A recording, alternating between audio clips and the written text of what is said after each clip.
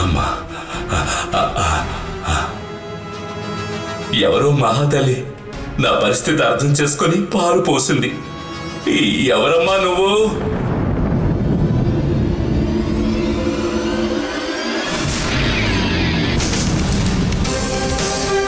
నువ్వా?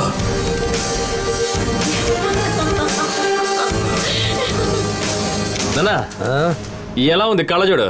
రే నోరు మీరా అడు చూడరా. గంగ పుట్ట దగ్గర ఏం చేస్తోంది? ఇదేంట్రా, పుట్టలో ఉంచిందే పాలు పోస్తుంది ఏంటి అని చూస్తున్నావా? రే తను ఎవరితోనో మాట్లాడుతోంది.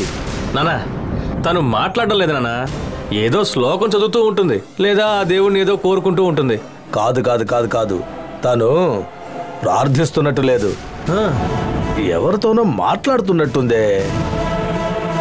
దండను అనుభవించేలోగా నీ ప్రాణం పోకూడదు కదా, అందుకని. నందిని, నేను బతిమాలుకుంటున్నాను, నన్ను వదిలిపెట్టు నందిని. నువ్వు కాలచక్రాన్ని ఎక్కడుంచావో చెప్పు. కాలచక్రమా? అది ఎక్కడుందో నేను చెప్పను. కాలచక్రం ఉన్న చోటు తెలుసుకోకుండా నిన్ను వదిలిపెట్టను.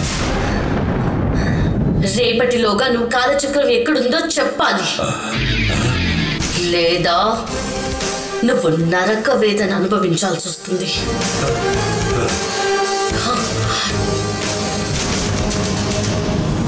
అలా అనిపించట్లేదే. పుట్టలో ఏదైనా ఉండుంటుందా? దారా వెళ్ళి చూద్దాం రా. అరే నాన్న